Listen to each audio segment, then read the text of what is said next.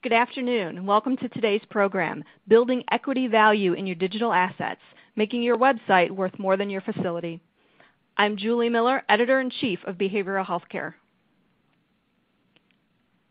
Today's program is sponsored by Dreamscape Marketing. Thank you to our sponsor and to everyone in our audience today for giving us your time and attention. Before we get started, we do have a few housekeeping details.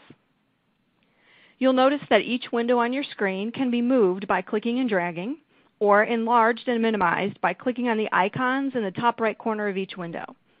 Please use the Q&A area to the right of the slides to submit a question at any time. You don't have to wait until the end of the presentation to submit a question. However, if you can't see this area, simply click on the red Q&A button. To download a copy of today's presentation and other materials related to today's topic, please click the links in the Resources area in the lower left of your screen. If you have any technical issues at all during the program, please click the yellow Help button and we will definitely help you troubleshoot the issue.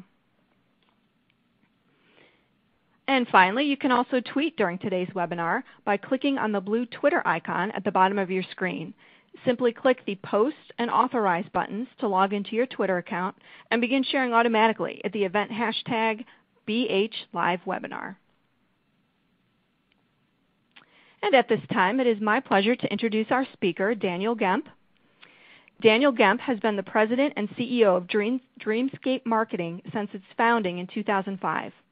While at Dreamscape, Dan launched custom strategies for the effective implementation of internet and search marketing, as well as social and mobile advertising campaigns. He maintains focus on efficient and proprietary search engine optimization techniques that employ a return on investment methodology and metrics. A graduate of Villanova University School of Business, Dan applies financial modeling and international experience to Dreamscape's campaign for consult partners on a cost per action model. Thank you so much, Dan, for taking the time to speak with us today. And with that, I will turn the audience over to you. Thank you, Julie, and hello, everyone.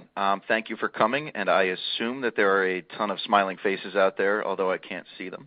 I'm going to be addressing some topics today for facility executives, marketing folks, as well as the actual merger and acquisition crowd. And just wanted to point out, what qualifies me to talk about that side of the business as a digital marketer. The Internet does, which I invented with Al Gore a few decades ago. We've spent the last 4 years specializing in the addiction treatment space and have all kinds of data, all kinds of pre-valuation data that we're going to be leveraging for this conversation today. So without further ado, what will I be covering today and why is this worth your time? We'll do a quick walkthrough on the basics of business valuation that will be boring to the M&A folks, but probably of some interest to the marketers. We're going to be looking at ways to value your digital assets, and that's not just your website, but that will be a primary focus. We're going to examine the value of a website to a buyer. Everything is worth zero unless someone's willing to pay for it. And we're going to take a look at the ways to build the equity value in your website and perhaps why you might want to consider selling your website completely on its own, separate from your facility and any valuations you might gain there. We as an agency focus on ethics in this space particularly. I like to say that this industry is ethically diverse, but we're going to talk about how to ethically profit from an exit or from the equity built in your digital assets. So to cover the basics, and marketers, you may want to pay attention here, but M&A guys, you can hold off for a minute. Valuation basics. How does an investment bank value your firm? What do they take a look at? The three general models would be the income approach, which would apply to any profitable business, the market approach, which applies to just about all industries, and the asset approach, which typically applies to high asset, high liability firms like real estate and finance. And you calculate these valuations and take a weighted average of all three to find a fair market value. Our understanding of valuation basics for the income approach is that any profitable firm can be valued this way, basically pinning the business value on the value of a risk-adjusted cash flow expected to be generated by the asset. This typically uses more complex financial models where you're applying a risk-adjusted cost of capital to forecast cash flow. The second model, the market approach, applies to just about all industries. This is based on substitution. So any intelligent buyer is not going to pay more than someone else would for the same asset. This comes into play in the real estate industry. A house on the same street as another house for sale is going to be based on the value of that competitive property. Most common methods deployed here either use guidelines from publicly traded companies or comparable transactions like the real estate industry. This is actually very difficult in the treatment space, and that's why the mergers and acquisition folks who specialize here are so good, because there's high variability. There's not often cause behind wildly different multiples and wildly different valuations from this model.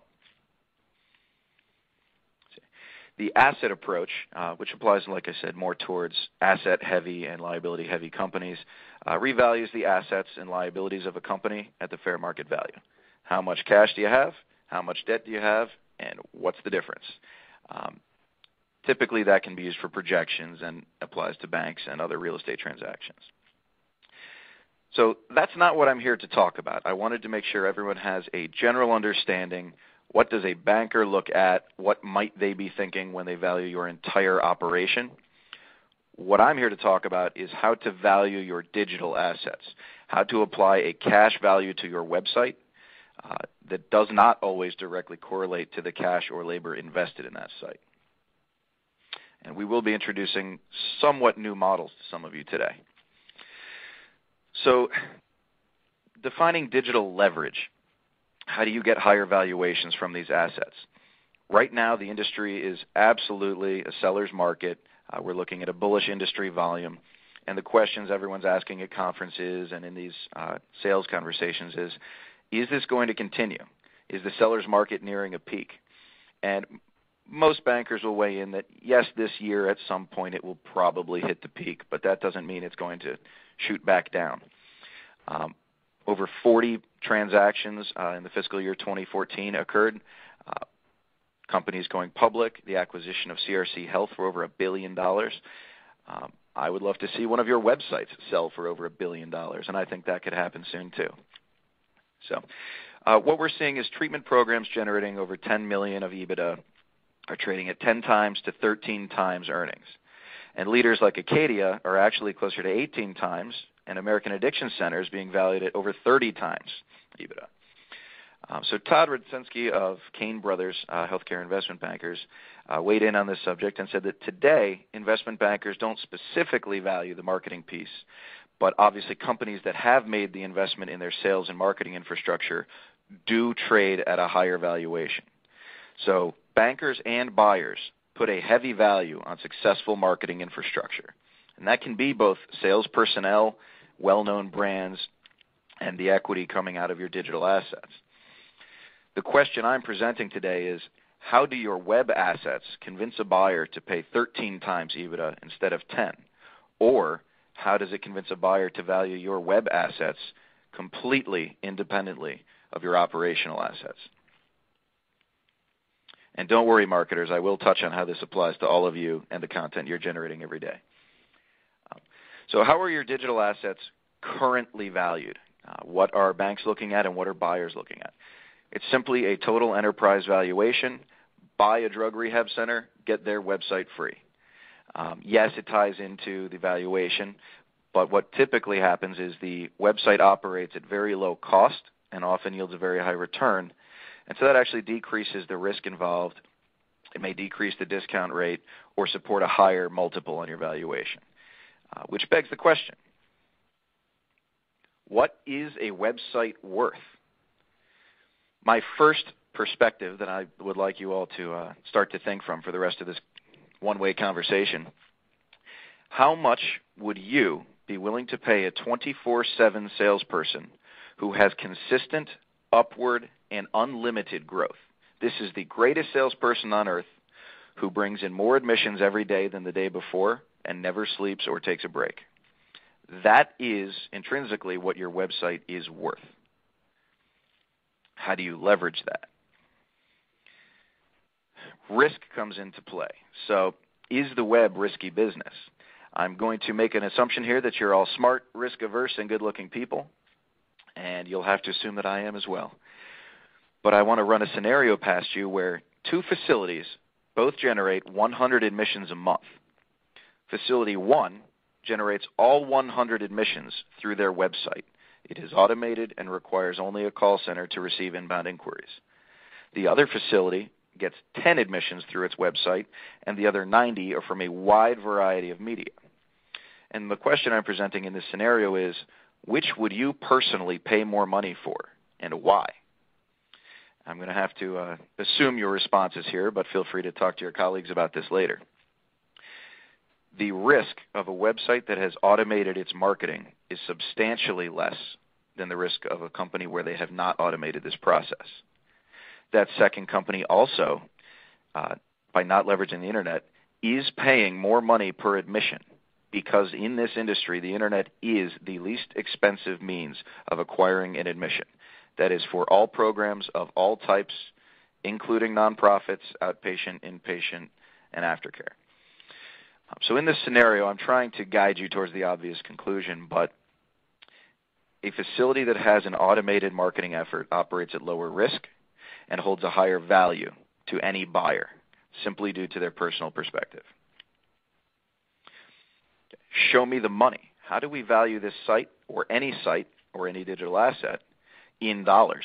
It's not easy, and it is not based on anything you may have seen in the open market like Facebook or Instagram or any of these billion-dollar YouTube-level acquisitions.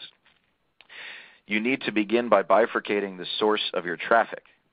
Organic traffic really determines website value from targeted organic search results. These are substantially higher converting than any paid media on the Internet. Inorganic traffic is paid traffic that does little to build a facility's long-term digital asset value. You pay to play. Most of you are probably aware that the top few results in a Google search result are paid ads. Every time one of those ads is clicked on, it's costing someone like you or your competitor in this space anywhere from $10 to $170 per click. 3 of the 20 most expensive keywords on the entire Internet are for the addiction treatment space. So this traffic comes at high cost, lower conversion rates, and is the equivalent of renting versus buying. Your organic traffic holds equity value like buying a home. So when you compare the two and have to focus on a strategy or hedge one with the other, I challenge you all to focus on cultivating organic traffic because this leads to an annuity of low-cost, reliable, and high-quality leads, and the cost per admission will actually decrease over time. The one catch is you will need some expert within your organization or externally at an agency who is able to guide you through the changes that happen frequently in Google search algorithm. So long as you keep up to date and generate great content that your users want to see, you will succeed in this effort. So let's assume, and I realize that assuming makes an asset of you and me, but since I'm the one talking, I guess the risk is all on me. Let's assume that a facility's website can be separated from the sale of a facility. It is not necessarily buy my company, get my website free. These are two separate pieces of real estate, and the reason a website is called a web address is that it is a physical address with a physical asset on it. Let's also assume that the equivalent leads or traffic of the same quality generated by your website can be purchased through third parties. I know there are ethical issues surrounding lead generation in this space. However, every other consumer industry with sites like LendingTree and A Place for Mom, they are generating branded quality leads through third parties at comparable costs to those generated by facilities themselves. And let's also assume that a weak web presence, for those of you who don't feel like you're in the game here or we'll see a high valuation of your web assets, a weak web presence can actually be supplemented by investing in a high-value website with minimal operating cost and risk. And I will tell you how to do that. So For a website valuation or any digital asset, and again, the multiples in this industry fluctuate wildly, but I will use a low multiple today to give you some conservative examples. But with website valuation, you're actually going to be looking at a traffic replacement-based valuation. So you're going to substitute in that model a reverse engineering cost valuation. So if you're looking at the industry leader's website and you wish to replicate that for yourself, what would that cost? And the lead or admission-based valuation, what would it cost you to replace leads that otherwise are being paid from a lead aggregator? You'll again take a weighted average of these multiple approaches the same way mergers and acquisitions folks do in their overall operational valuations. So traffic replacement. This is based on what a prudent buyer would be willing to pay today to generate that same level of traffic. Generally speaking, if your site gets a ton of traffic from the keyword rehab center that you otherwise would have to pay for, and your competitors do have to pay for, you not only gain a competitive advantage, which holds value, but you actually gain a price advantage because Google's cost per click as an auction-based system goes up every single year. And in your industry, it goes up much faster than the average 5 to 12%. In your industry, the cost per click increases anywhere from 15 to 30% per year and has done that for about 6 years now. So the way you do this valuation, you would list the keywords and phrases that currently drive organic traffic to your website, and you can use free tools from Google to find the associated traffic for each. So if you're located in Atlanta, Georgia, and 1,000 searches a month are generated by Atlanta, Georgia Rehab Center that come to your site, you then use more free tools provided by Google to find out how much someone else would have to pay for that traffic. So Google publishes its maximum cost per click. And like I said, it's an auction-based system, so prices vary by time of day and total traffic each month. So you can safely use a 45 to 50% of that published number to find your cost per click, and then multiply that traffic generated for each keyword times the adjusted cost per click. So to give you an example, I don't mean to make you all do math in your heads. I've done it for you, I promise. If you have a website that generates 80,000 unique visitors per year, and that would be a healthy number for an inpatient facility with about 80 to 100 beds. If you did want to discuss any other modeling, feel free to contact me after this, and I can apply this to your scenario. But the weighted average cost per click, these are actual numbers, is about $30 per click right now in your industry. If you cut that number in half as a maximum, it's about $15 per click as an average. And again, that increases, this year will increase about 10 to 20%. So for 80,000 unique visitors, if you or a competitor had to pay $15 per click, it would cost you $1.2 million for the same traffic that is being generated organically. And if you put on a very, very average website multiple of 2.5 times that, a website that generates 80,000 unique visitors organically could be valued at $3 million or more. We have seen clients whose sites are in similar situations that convert leads very well come in at valuations 10 times this amount. Some of you on this call perhaps have facilities or a network of sites that are generating 10 times this volume of traffic. So while I'm using the number 3 million, do brace yourselves. Your sites might be worth $30 to $100 million in many cases, and we are aware of some in the industry that are performing at those levels. Some of you might want to change your valuation model to say, buy our website, get our operations for free. And that's the mind shift I'm trying to challenge you all with today, that find the most value, and it might actually be in your marketing automation. The second model we're introducing here is the reverse engineering cost. So you have found the industry leader, you believe their site is the best, you have some insider knowledge that it converts at the highest possible level. So there will be a cost to you to build the website that replicates theirs. There will be a cost to you to generate the same amount of traffic that that website has. and there will be a substantial amount of time value where you are not driving the admissions that they are while you're building the site. This takes a large amount of labor and a large amount of time in many cases. So this will all, added together, give you a reverse engineering cost valuation. So in this example, again, we're using the same size facility and similar numbers. This is based on agency rates. So a digital agency would charge about $500 per page as an average, and you will need a large and substantial website to compete in this space. So if you were looking at a 300-page informational and clinical source that drives traffic, you would need to invest $150,000 or so for a site like that.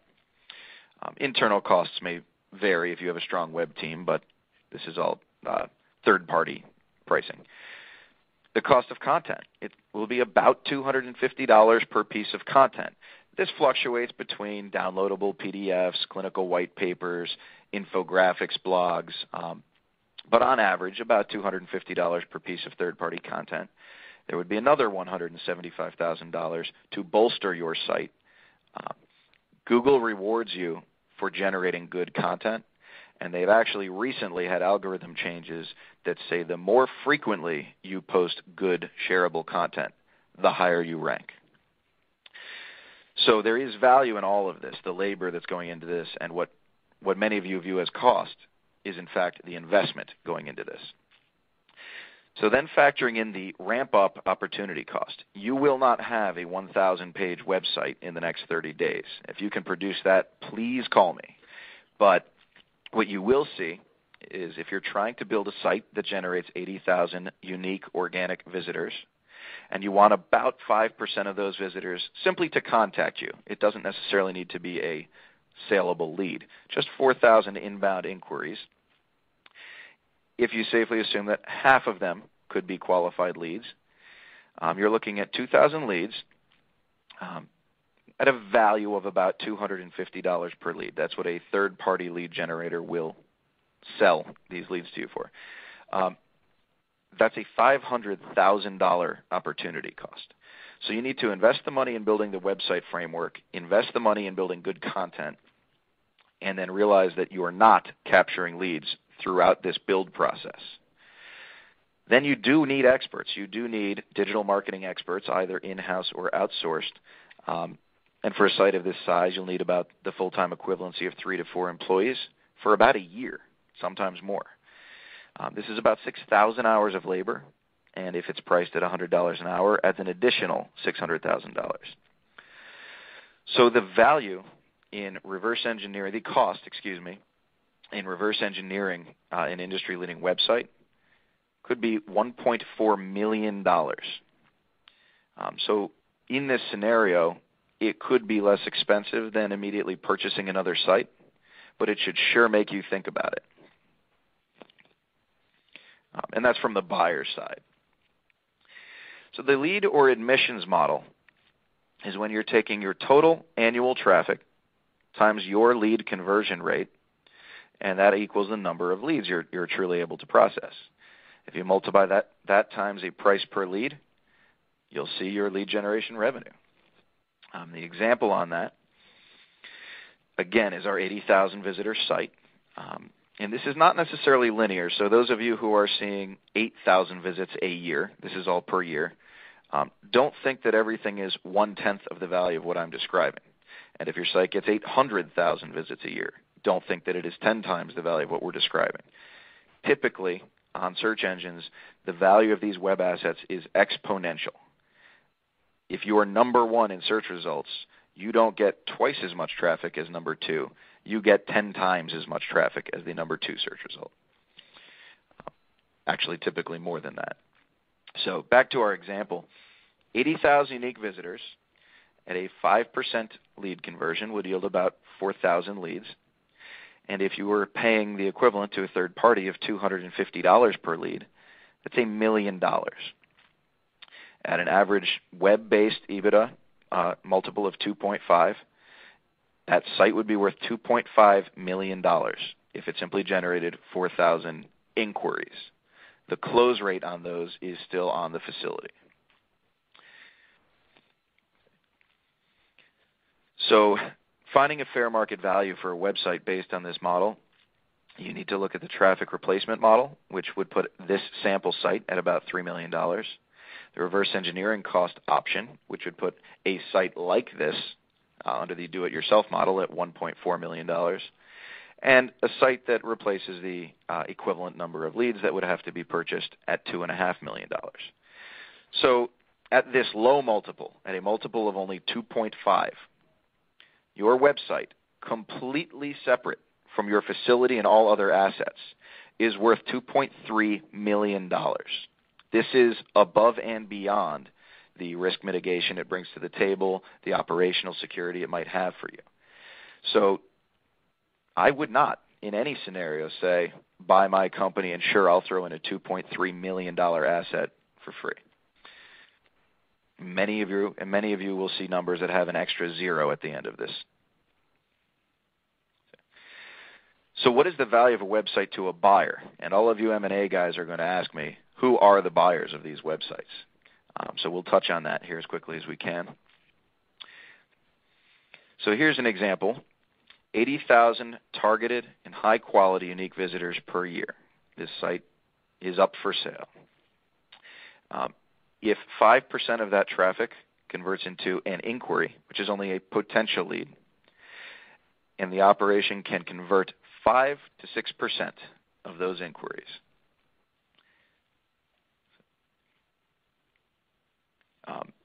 that would be the target goal for this example. If you assume that the average price of an outpatient program nationally is $12,800, that's a lifetime value of the patient, and the value of an inpatient treatment program is $24,700, then these potential admissions, only taking 5% of your site traffic and generating a phone call, and only converting 5% to 6% of those phone calls, that site would be worth would generate $2.56 million to $5.9 million in new business. So does a website valuation of $2.3 million sound good if that site could generate up to $6 million in business per year? So the automation value here is that these sites hold their value. So long as you keep up to date with Google's changes and keep Google happy, you will have a mechanism that drives that much business.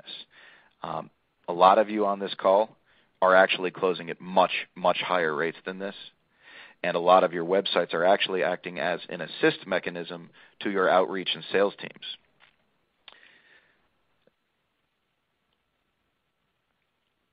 Okay.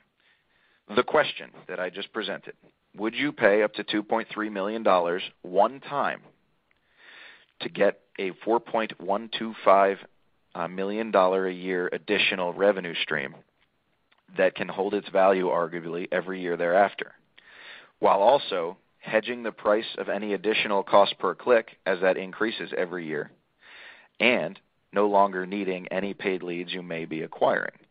And when I say paid leads, realize your sales personnel, for those of you who are not buying leads, have a cost as well, and it's often on par with paid leads.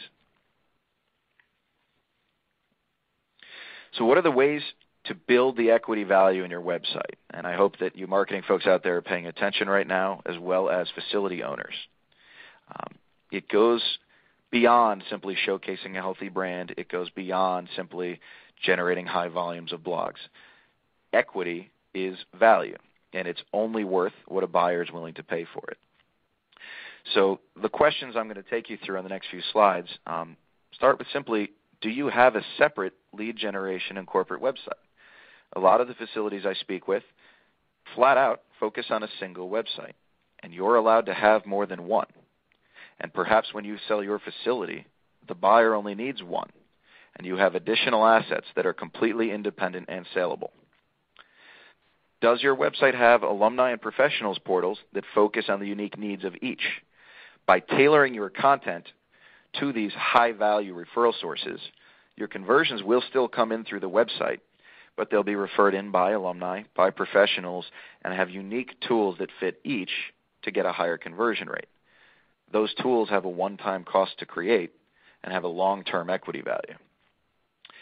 Is your website responsive, meaning that it automatically sizes to the screen size of any device and has touchscreen capabilities on tablets and smartphones? So is your site responsive? And do you offer a smartphone app to enhance prospects, professional referral partners, and alumni user experience? In that scenario, it's not that your patients are going to just immediately run out and download your smartphone app after going through treatment. It's that your partners can have a tool on their phone in their pocket that might have video tours, clinical information, and program content that would be easily shared with prospective patients. Have you updated your website design in the last 12 to 18 months? Some of the leading programs in the country haven't touched their websites in 3 years, and it makes me sad on a personal level, but it also makes a brand look old. It makes a company look less credible. So there is equity value in frequently refreshing the aesthetics and the design tastes of your website. It also strengthens your brand and strengthens your credibility. Is your website focused on your brand and your company, or is it focused on your clients and prospects? And this is always a dilemma because to sell your firm, you need a strong brand, you need market recognition, and you need credibility. So focusing on your brand and company do make sense. However, focusing on your clients and prospects make money. So building a site completely tailored to consumers will yield the highest returns.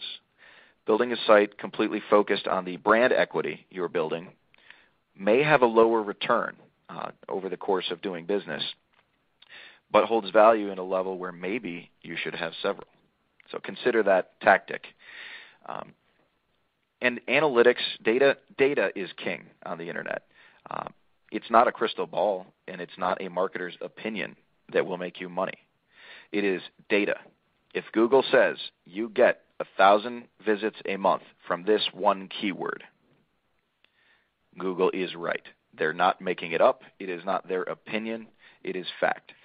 So any of you that don't have an analytics tracking platform at least as complex as Google Analytics, which is free and extremely powerful, you need to make sure that you're doing something to track organic, paid, and social media traffic separately. You'll find the conversion rates on each differ wildly. You need to track inbound calls by source. So there's plenty of call tracking software out there. If you're not tracking it with a different phone number on a paid ad than you're using as your main website phone number, you can't truly tell me the value of your website or traffic. And you also need to have geolocation analysis within your software. And Google Analytics does have this, but a lot of folks aren't looking at it. If your facility is for sale and the buyer is in another geographic market, there is a massive advantage to activating a new market to them. In fact, they might be willing to pay a higher multiple. And software at this level will allow you to see a little red dot of every visitor who has ever come to your website and where they're geographically located. And then software for competitive analysis. There are broad tools out there that aren't completely fine-tuned, but what they'll show you about a competitor, you can compare in accuracy to what they have on you, and you can see whether you're staying ahead of the competition and boxing them out of search results, or whether they're outpacing you. And that's in terms of generating a volume of content and a quality of content online. So, is your website community-focused or brand and corporate-focused? You can have a very corporate website that activates continued education, that brings in clinical partners, that's very welcoming to the professional community in this space, which is much, much friendlier than any other industry in the healthcare space. Everyone plays well with each other. Patients go from one facility to another. Referrals are at a very high volume and high quality. But make sure that site is focused on building a community of some kind. I don't just mean Facebook fans and Twitter followers. That doesn't convert as well as thought leadership does. So, how often do you update your content? Someone who updates their content daily will outrank someone who updates their content weekly. It is that simple. Value your site based on that. What other digital assets and tools do you offer visitors? So there is a cost to building addiction calculators. There's a cost to filming a video tour, providing an ebook, checklists for recovery, even just publishing the 12 steps as a downloadable PDF. That cost will come back with a return. It's not sunk cost, it is investment. So do not hesitate to provide these assets to your patients, your partners, to build out very robust aftercare programs, and don't hesitate to publish your outcomes data. There's a massive walkout rate for AMAs and folks leaving programs. Feel free to publish that, to cross-reference information you might have with the information of some of your peers and colleagues and see if your site might convert people into your program that actually stay longer. You can compare the quality of those relationships to those generated by outreach and sales personnel. Do you have video testimonials? This is a personal opinion, but no one believes written testimonials anymore at all. If you don't have a video testimonial, then probably you made it up. So alumni that might be in your program, employees that might have gone through any treatment program, get them on video and get them speaking from the heart. Don't script it. And those videos hold equity value as they tell your story effectively. Pictures of your facility, transparency, photos of the activities and lifestyle at your facility. Our data actually shows that the number one viewed type of image is food, followed at inpatient programs mainly, followed very closely by living quarters. So what does dinner look like and what does my room look like? That's what you should be focused on your website. It's a hospitality marketing mentality. Leveraging videos, video tours, help guides, that's all to alleviate the fear. The same focus you might have in booking a hotel at Disney World is what consumers are coming to your website looking for. Is this facility what it says it is? So make sure that you're transparent and truthful in all of your marketing, especially on your website. Make sure your content is not written above an 8th grade level. This is actually for all of you, despite your education levels, and realize who these consumers are and realize the emotional state of their loved ones when they're reading your content. They don't want to hear clinical bullshit. They want to hear program information, they want to feel comfortable, and they want to see where they're going to be investing a lot of their time and money. And make sure that you're actively posting content on multiple social media platforms. Make sure that you're commenting on other people's content. It's not that this will directly generate leads. It's that it builds additional inbound linking, additional value for your site, and does position the brand at a higher value as well. So stay truthful and sincere in all of your features, your programs, your amenities. Don't say you're on the beach if you're not on the beach is a good rule of thumb. That kind of segues us into the next piece here. How can you ethically profit from your digital assets? With website ethics and with all ethics in this space, be respectful of a brand and the rights to a name. If the sale includes the rights to the name and brand, you're not going to be able to use that name in the future. However, you can migrate site content or 301 redirect an old domain name to a new site, to a buyer's site, and that has just as much search engine value as your site did on its own.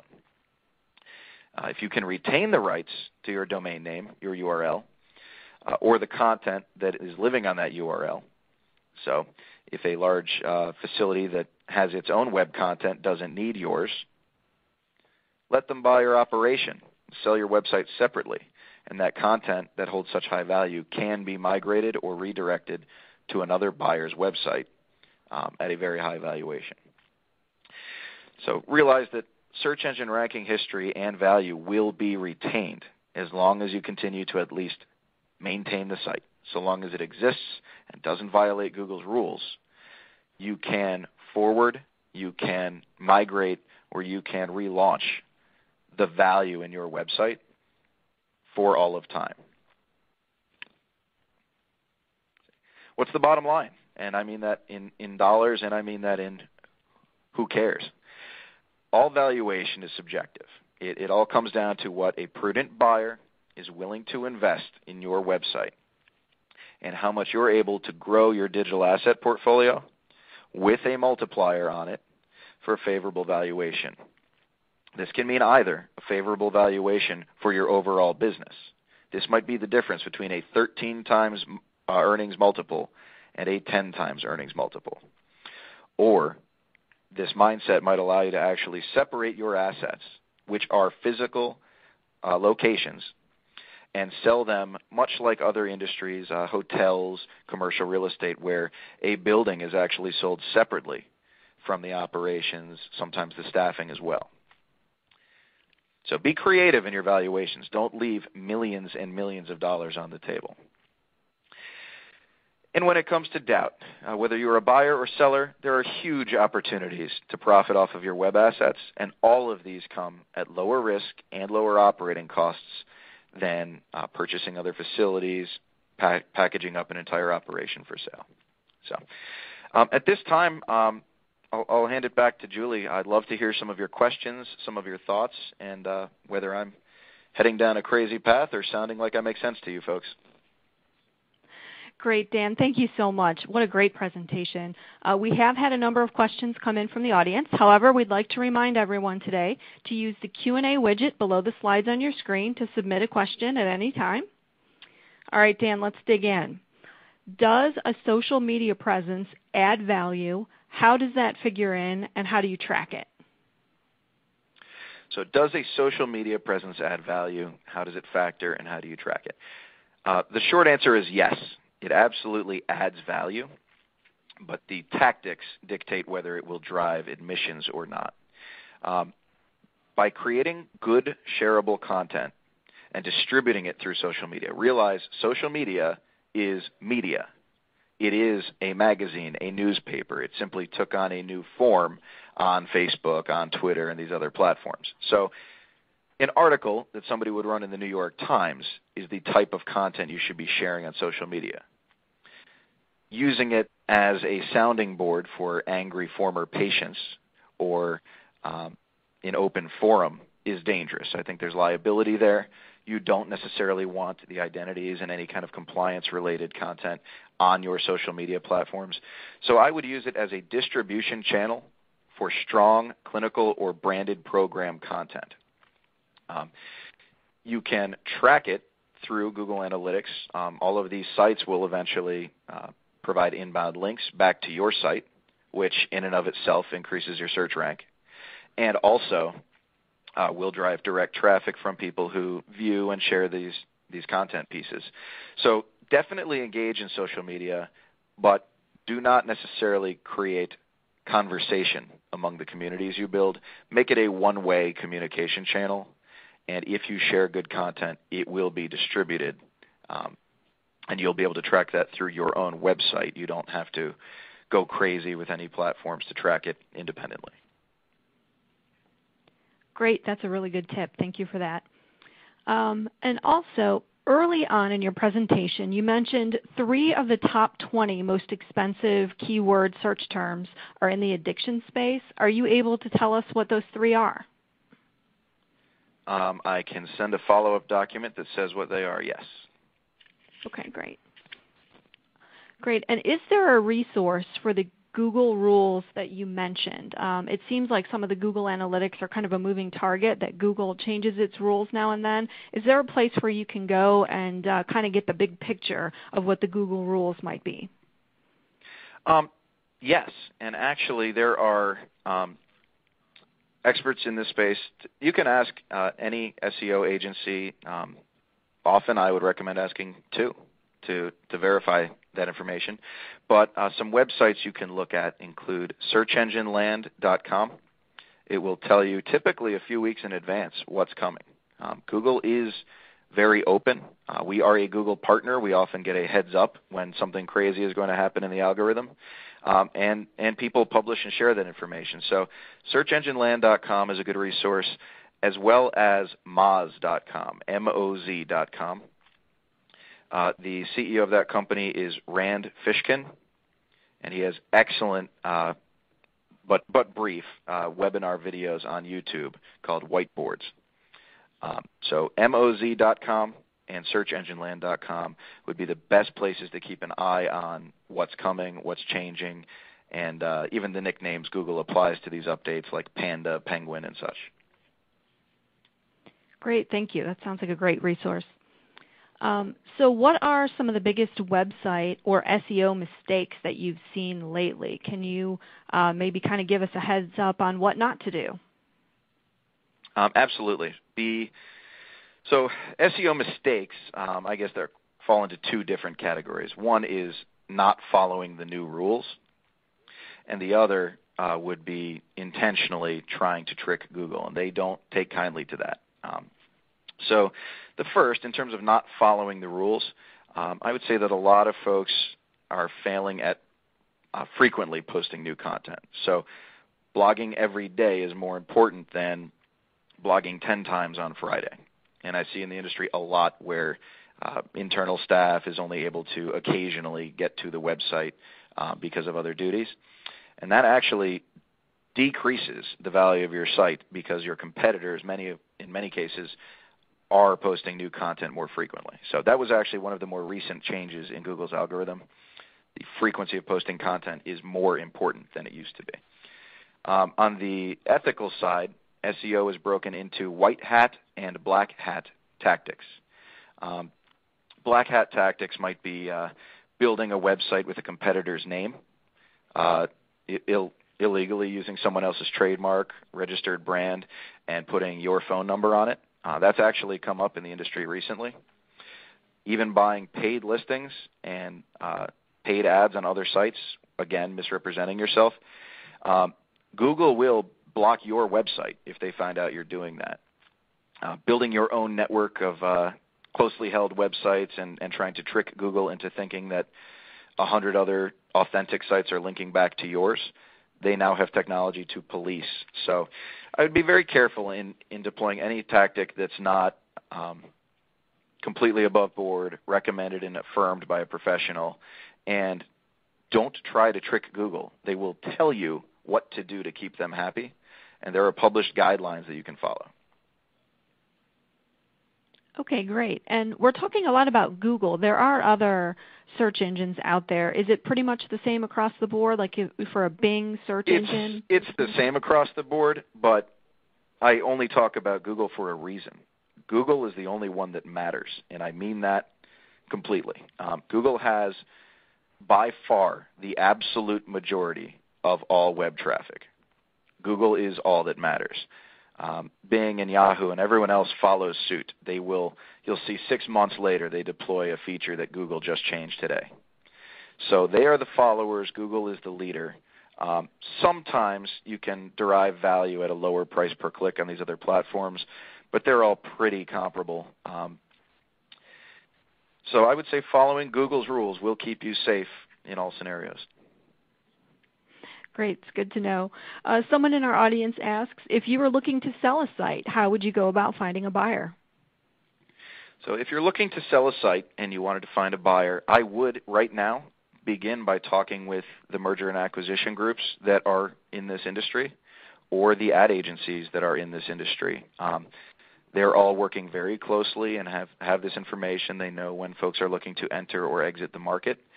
So currently the buyers would be either lead aggregators, and I mean ethical ones. Some of you are lead aggregators at your own facility. You simply need more leads, so you would buy a competitor's website. A direct competitor is often a good person to have a conversation with about your website, especially if they're geographically close to you. And then I would say that the open market buyers actually do include private equity firms and anyone that might hold a portfolio where they can use your site as a lead generation tool for their own portfolio of assets. They might own several rehab centers, outpatient programs, that sort of thing, and they simply want to control the flow of admissions. Great. That's really interesting.